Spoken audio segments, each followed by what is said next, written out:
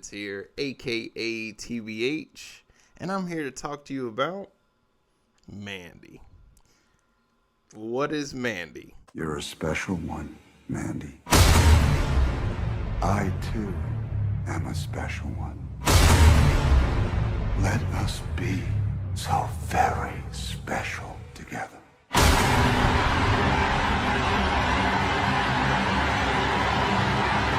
I'm here to talk to you about this bizarre acid horror trip of a movie called Mandy. Have you heard of this movie? No? Oh, shit. Let me tell you, for all of you who have not seen Mandy, I'm going to get into full spoilers. I'm not here to get into every plot detail and cover everything. See someone else's video for that. I'm here to tell you the things that really stood out to me, but I also want you to watch the movie. So I'm not going to spoil every single thing that I love. I never go over all of my notes intentionally. And for those of you who have seen this movie, get your best big bottle ready, okay? This movie's a fucking doozy, and you already know that. With this review, I actually don't know where to start because this movie is one of a kind. It is 2 hours approximately, and it's split into two different movies. I will say, one of my biggest regret going into this was that I didn't see it in theaters. Instead, I was gifted this DVD back in 2018. Thank you, by the way. And I've been in love ever since. 5 years almost isn't enough time for me to stew this movie over. I gotta be real. My first time watching this was, I believe it was about what time it is now, 7 something in the morning. This is a movie you need to watch. You do not need to put this on in the background. You need to just sit down and watch it. It is not an easy watch. However, it is surreal. I mean, I don't know. Alice in Wonderland wishes it could do shit like this movie does, okay? The visuals alone. You could literally walk into the room where this movie is playing and just get caught with the fucking awesome shots. There's this one shot later on in the movie when Nicolas Cage is driving through a forest and you see nothing except for just a few feet in front of him. Gorgeous shot. I hope I can get clips for that. You see this gorgeous ass shot. This is very simple. Not a lot's happening. This is a man driving through the night. This is simply a guy driving through the woods at night. But it is... love that shot. Yes, it's a visual masterpiece. Spectacle. Let's say that. Audio-wise. Ooh. We're talking score by Johan Johansson. R.I.P. by the way. This was the final score that he did before he passed away. It's haunting, actually, to be honest with you. It almost felt like he knew he was on his way out. This score is beautiful. It's heartbreaking. It's tragic. What can I say, folks? I'm a sucker for this shit. And since this video will cover spoilers of all types, let me tell you straight up. This movie is directly split into two movies. In my opinion, that's how I look at it. The first half of this movie establishes the relationship between the title character, Mandy. Such a great person. And she doesn't bother anyone. She just wants to, smoke a bowl and draw. Very tortured and chill at the same time. Mandy is such a beautiful person, inside and out, but really her soul. Clearly she's been through some tragic shit in her life, and for the most part, she's used that for good. I mean, she's a wonderful artist. Some of those drawings that they show in the movie, beautiful. And I love how she uses her pain for good, unlike a lot of us who we go through pain. I don't know, what's the classic saying? Hurt people hurt people. Mandy is an exception to the rule. We should all try to be like her. And then you have Red, who's her husband, maybe boyfriend. I'm not sure on that one. I probably could just Wikipedia that. I'm not.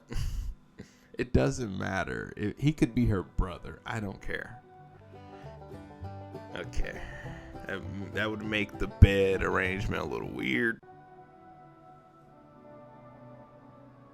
Yeah, so you went off on this tangent and forgot.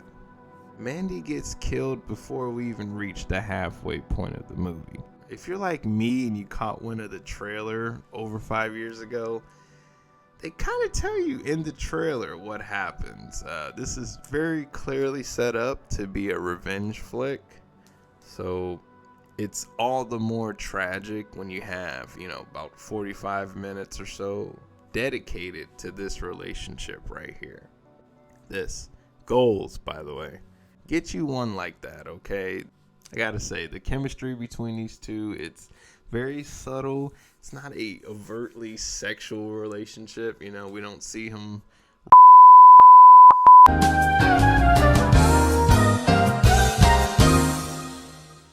So, I mentioned the second half is a revenge flick and that Mandy dies.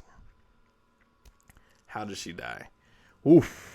All right, so that's where we get into the main antagonist of this movie. A man named Jeremiah fucking Sands. Ugh.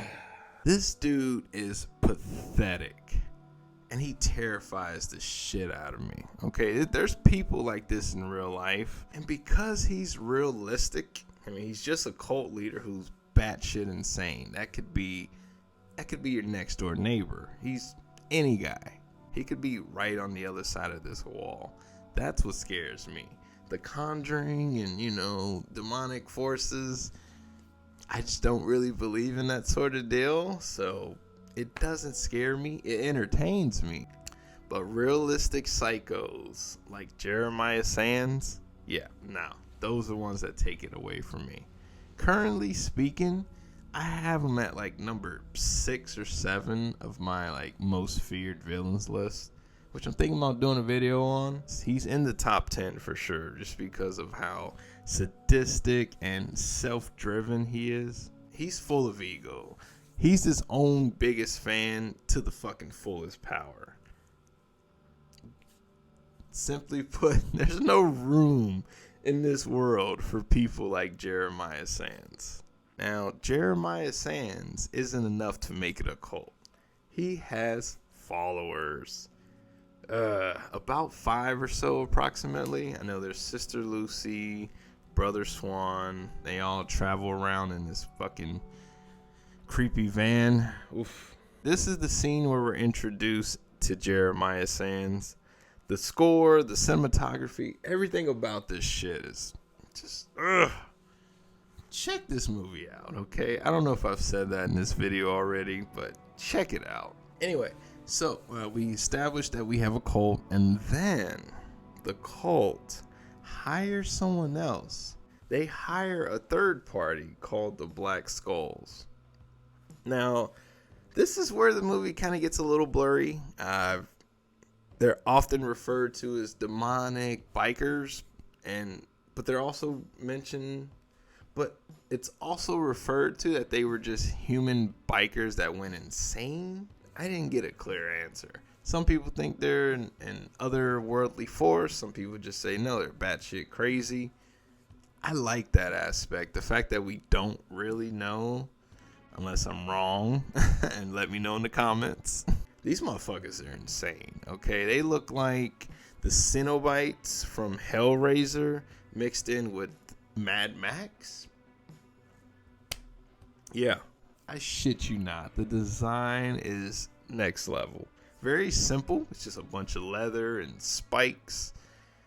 Ooh, weird mask. There's a fucking bladed dildo in there somewhere. Mountain of cocaine. What is this movie? And on that note, motherfucker, sip time. But for those of you who have seen this movie, you know what I'm referring to with that bottle, okay? Habitz. That scene is iconic, and don't worry if you haven't seen this movie, we will get there. Yes, I'm gonna play that scene in its entirety, and here we go.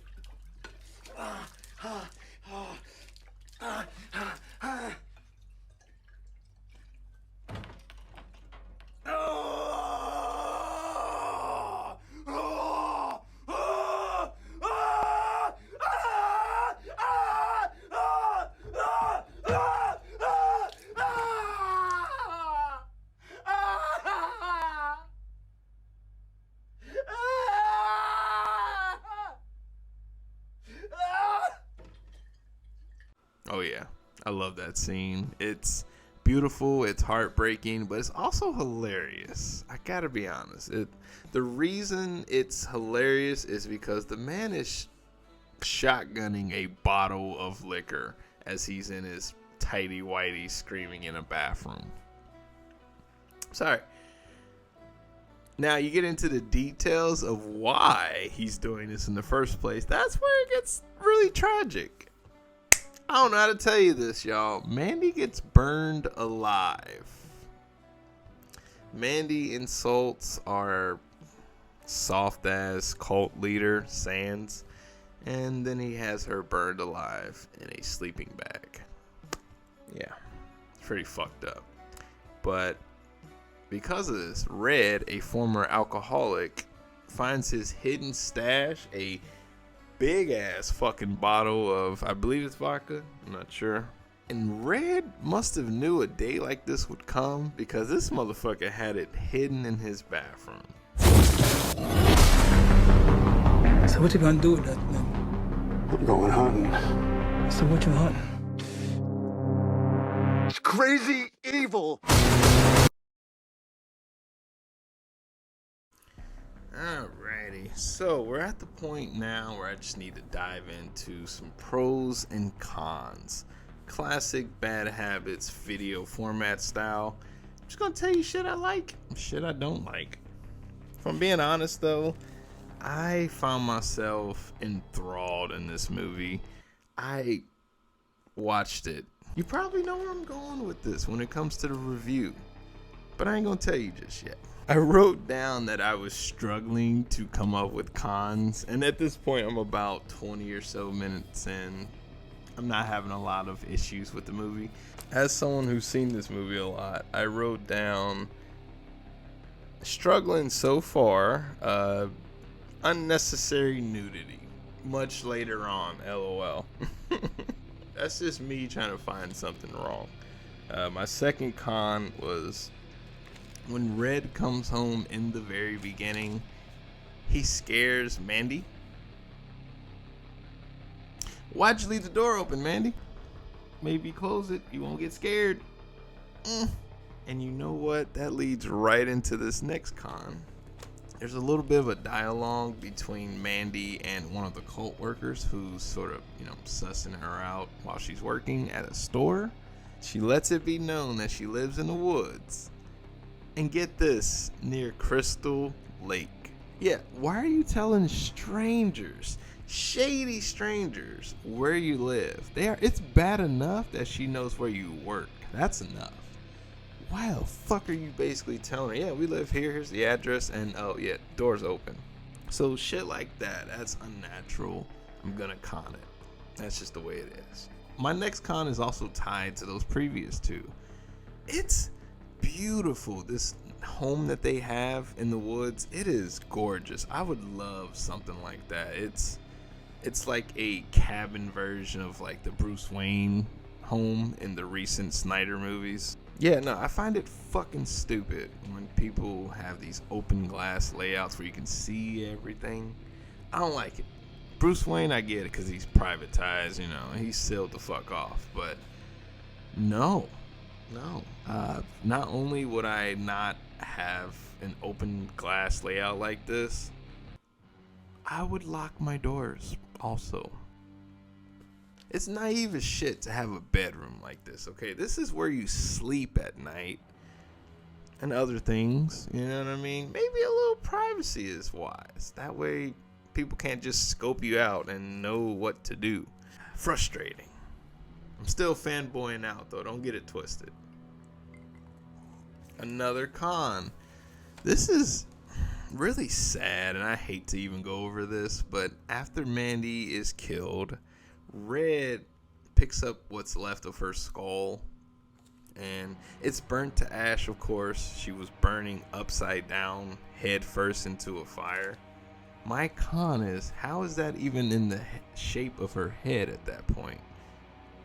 That would be the first thing gone, because it's the first thing hitting the fire. You know, also it would have to come out of the sleeping bag that I guess burned up as well. I don't know. My point is, how is it intact after all that?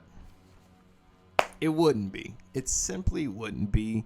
But you get an iconic shot out of it, and I wouldn't want to remove it. So it's a con, but there's a slight pro in there. Damn you, Mandy. Oh, wow. I only have about 2 more cons left on this list. So we're going to jump past. About a day and a half after Mandy is killed, Red's still on the hunt, okay? And he's still after some of the members of the cult. Does he eat? You know, does he have to go take a shit? He clearly doesn't shower. I mean, very fucking clearly. But, you know, just, I don't know. Just, like, how's he still going? Is he still off that bump of cocaine? Bump. The fuck are you talking about, bump? That motherfucker did a sugar hill of cocaine. And he did a dollop of acid, which was probably 100 times more than what you need. This man is... How's he still going after this much time? Must have been some good shit. And my last con is... These people are getting picked off one by one. Why are you splitting up? There's strength in numbers. I don't think I need to tell you that. Don't do no Scooby-Doo bullshit and, you know, no. Strength and numbers. There's one motherfucker coming after you. Stay together. It's amazing how this cult has survived so long. To be fair, I don't know how long they were together, but really? Y'all are stupid and fucking pathetic. Goddamn Sans. I hate you, motherfucker. Oh, I hate that motherfucker, man. Good ass fucking villain, though, man. He's You think you're so in love? I'll show you love. Oh man, they wronged you.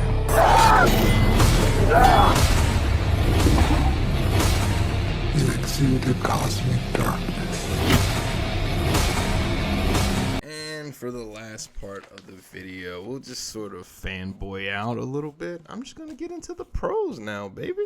The love and care that went into this makes up for the lack of budget. I mentioned earlier about how once you're limited with your budget, that creates limitations, and then you can excel with those limitations. Sink or swim, baby. This movie swims. The shot of Mandy coming out the water early on when Red's staring at the fire, it's so quaint and creepy but beautiful. It's amazing what this movie tries to convey without blatantly telling you. I really appreciate movies like this. Thank you. You really get to just settle in with the score and the visuals and let that do the talking. You know, we didn't need every key detail in her story, or Red's for that matter. Some of it's just left open to interpretation. If you're the type to seek answers, maybe they're out there. I'm okay with the ambiguity. To go back to that scene that I mentioned where Mandy is speaking to the cult member at the store, cult member lady says, "What you reading?" Mandy answers, "A novel." Wow. Come on, Mandy. Now I see why they come back later. That's harsh. I take that back, okay? Take that from the record, okay? Hey, editor, put in a joke or something. Take that out. Nope. The Black Skulls are next level fucking terrifying. They don't speak a lot, but they have this really... It's very horror movie-esque, maybe cliche, but effective in my opinion. They're not necessarily deep or layered. They're more of a tool in the movie. Honestly, that's why I call them hired guns. The antagonist of this movie is Jeremiah Sands and the cult, but Black Skull's got to go too, okay? They did the dirty work, so here we are.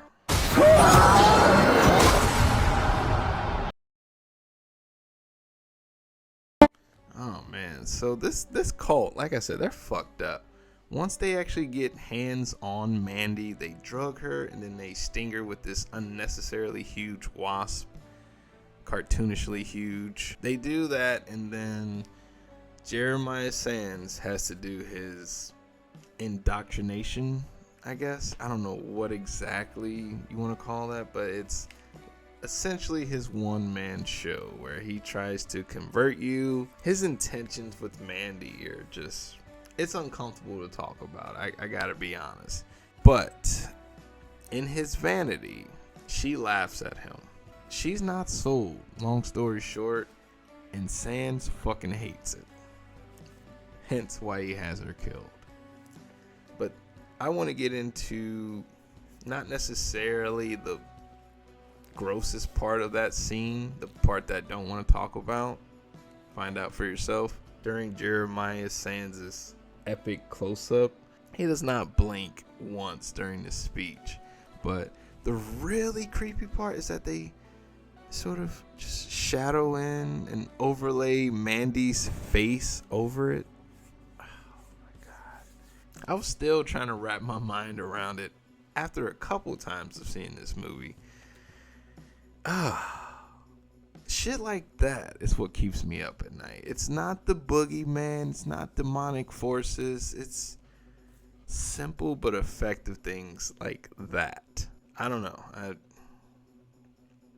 really have words for that, but it's so effective.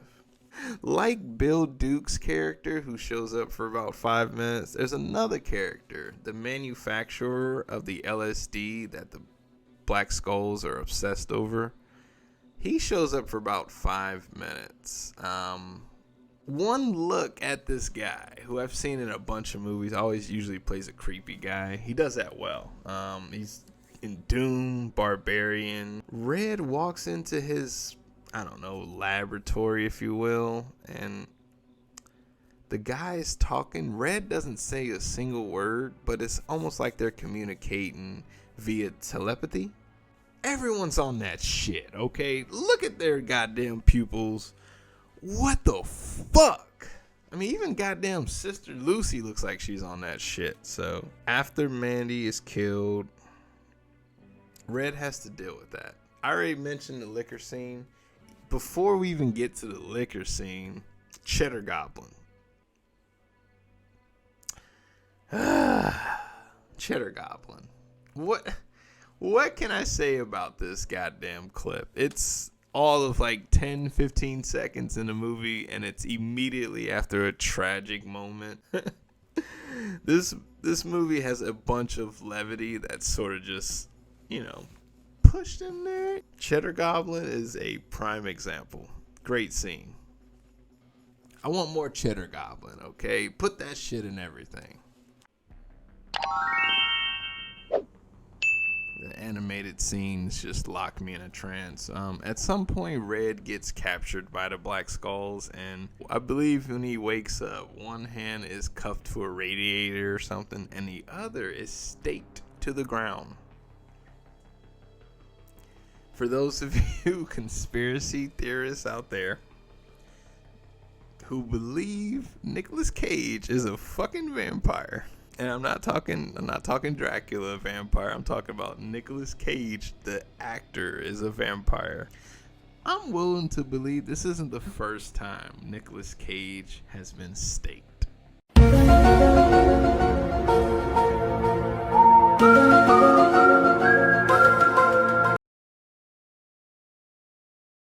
So watching the trailer, 5+ years ago, I was instantly sold on this like horror John Wick-esque movie. Based on some of the shots they put in the trailer, you see Nicolas Cage fighting a few people. There's not a lot of fighting. I don't want to, this movie is not based around the fights. This is not John Wick. This is much more. This is a revenge caper. Still has some cool ideas with these fight scenes. One involves a bladed dildo. You have to see it for yourself. One involves a massive chainsaw. Another involves, a simple chef's knife. But one of my favorite parts was after killing an unnamed member of the Black Skulls. I'm assuming it's a guy. This dude is fucking engulfed in flames and then beheaded. And with his... while his head is on fire, fucking Red lights a cigarette from that. It's pretty badass, okay? Gross, but badass. I love the animated bits. Okay, there's a few sprinkled, peppered out through the movie. Nice. Those are really well done. It's a bit of a clash in tone if you're not prepared for that sort of deal, but I gotta say, I thought it was expertly placed. It sort of had a everything, everywhere, all at once vibe. Homeboy with the huge chainsaw, let's be real, he tried to play my dick is bigger and lost. Straight up, homie, you got played. I just love how Red dispatches most of the cult members. It's he lets Lucy live, who seems to be the only one in the group with a shred of humanity. She mainly just sits idly by, with big doughy eyes, looking sad, but he lets her live. Everyone else, they go out brutally. Of course, Sands is left for last. That's how you do it. You knock out the bottom and you work your way up to the top and let them suffer on the way there. That's how that works. I played Mafia 3. I know how this shit goes. His compound, this little hideout that he has is actually really cool. It's unsettling, don't get me wrong, but it's just a bunch of cool shots inside that. Mother Marlene is the older lady in the group. She is saved second to last.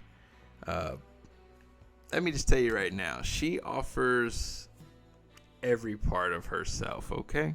She's quote unquote a sensual lover.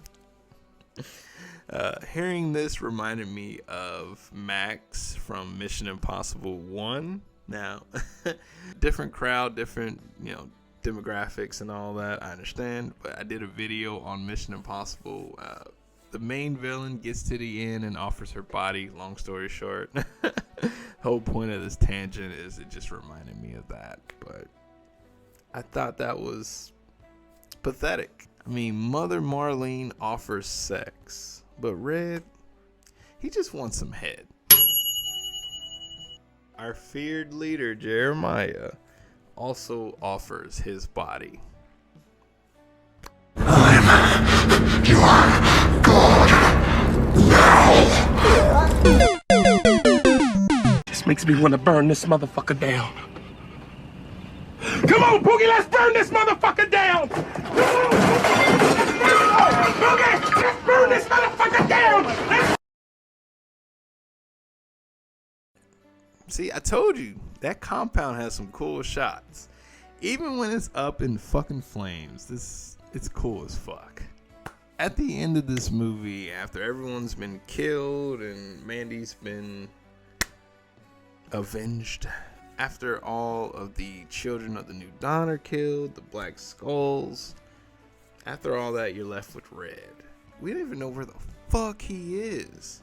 This movie clearly sets itself on Earth early on, and then by the end, you have no fucking idea where you're at. It's a fucking metal album cover come to life. Do I really need to even mention one of the last shots of this movie? One of Red's last shots tells you everything you need to know. I love how he flashes through the night he met Mandy. It seemed like a beautiful time, and then you cut to reality, and he's this. That alone tells me all I need to know without directly telling me that for now, these people in particular, all these people were affected, but now Red, the only one left, he just has to move on and carry that for the rest of his life. Don't know how long is left. I mean, does he become a Black Skull, perhaps?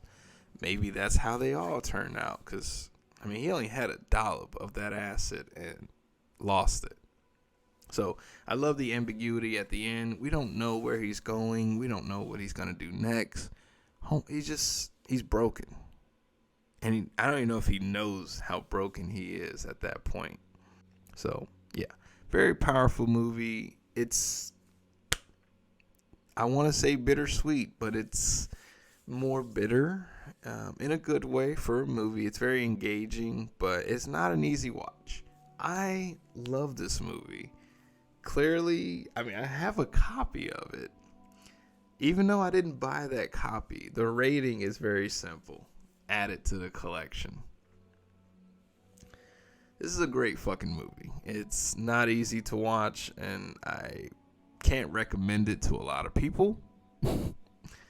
I want to, but it's too much of a wild card to just suggest to anyone. You have to really find a specific type of person who's into movies like this. All in all, what a great experience. It's been 5 years since this movie came out, and it's one that I'll never, ever forget. And thank you so much for tuning in. This has been a deep dive into Mandy 5 years later. And thank you so much for making episode 1 of Old Habits Die Hard a success. I hope this video finds you one day, and subscribe, baby. It's free. Come on now. Leave a like, comment, turn on notifications. I post every weekend, just about. Stay tuned. Cannot wait. October is going to be a big month, but I digress. Anyway, folks, I've been The Bad Habits, aka TBH, and I'm signing out, alright? Deuces.